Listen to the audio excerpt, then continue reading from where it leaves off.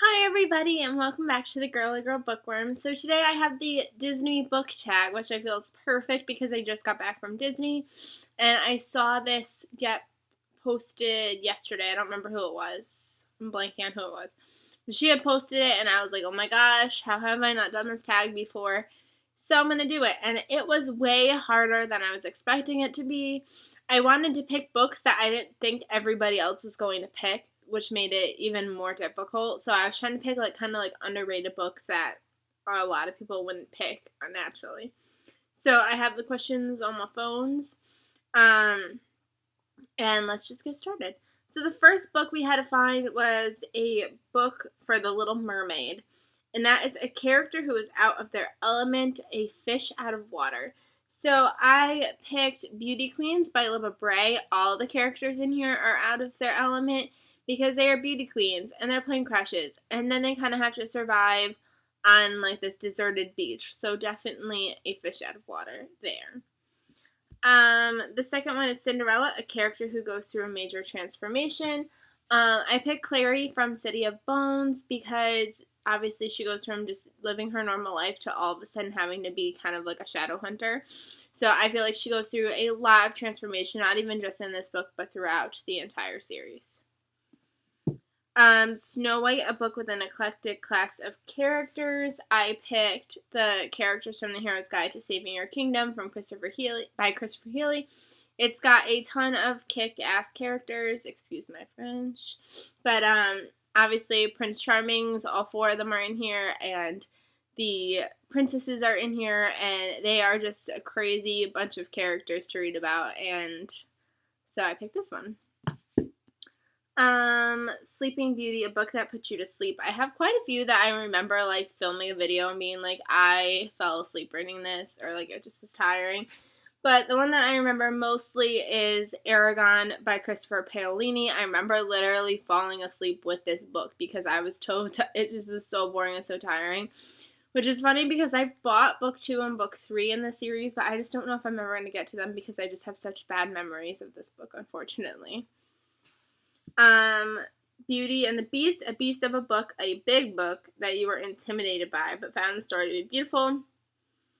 I feel like even though I do read a lot of big books, they don't really necessarily intimidate me, or I don't really find them beautiful, if that makes sense. So I picked The Truth About the Harry Colbert Affair by Joel Dicker. It is a beast. Literally, I think it's over 600 pages, and the font is not the biggest thing on the planet. So I remember being kind of intimidated by it, and especially because it's a thriller novel and it's kind of more intense, and you have to actually be paying attention to what's happening. And yeah, so it was good, and I really enjoyed it. I think I gave this one 4 stars, so it did turn out to be a good one. So nothing to be intimidated by. The next one, actually I went out of order. The Lion King, a character who had something traumatic happen to them in childhood, and I picked Dark Places by Gillian Flynn. This follows a character named Libby, and she, as a child, her mother and her sisters were murdered, and her brother is in jail for the crime of killing her family. So I would say that is pretty traumatic. Ooh, I just found a bookmark in here. So yeah, I picked this one, and this one's going to be a movie, I think, next month, so I'm really excited for that to come out. Aladdin, a character who gets their wish granted for better or for worse. This was so hard. I had a really hard time picking a book for this one because I was like, wish, who makes wishes? And I really, it was do I take it literally, they literally made a wish, or what? So I ended up going with 359 by Gretchen McNeil. It's about this girl, and she doesn't really like her life, but she's her life is going out of control, but then this other girl kind of has everything that this girl would ever want, and they're kind of like twins in a virtual reality. And I believe, yeah, they end up switching because what one wants, the other one has, and so they switch, and obviously bad things ensue. So I kind of think it's a wish being granted because she wants a new life, she wants a better life, and then obviously the grass is never greener on the other side. So that's interesting. The next one is Mulan, a character who pretends to be something or someone else that they are not. And I picked The Last Princess by Galaxy Craze. And this is almost kind of similar to Mulan in the sense that she is a princess and her kingdom is kind of attacked. And like basically everyone is almost killed, but she somehow escapes and she wants revenge. So she kind of goes undercover like a little like soldier to get her revenge. So almost exactly like Mulan in a way, because like how Mulan has to pretend to be somebody to go fight.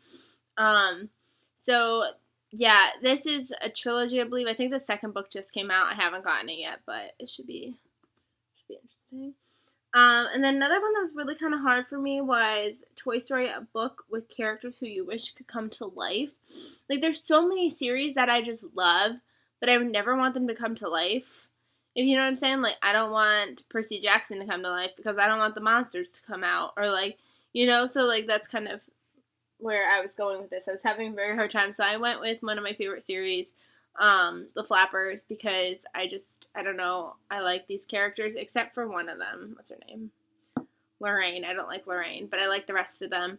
It was really hard, because it was like, or I was going to pick the Burn for Burn trilogy, but then I was like, they're basically average teenagers of present time, so I was like, that's silly.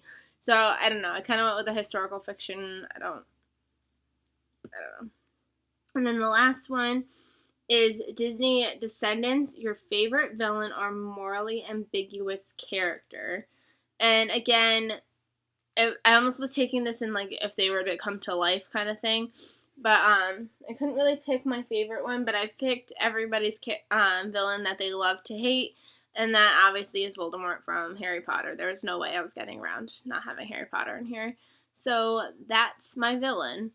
So, I hope you enjoyed this video. If you want to answer your questions to this, let me know down below what your answers are.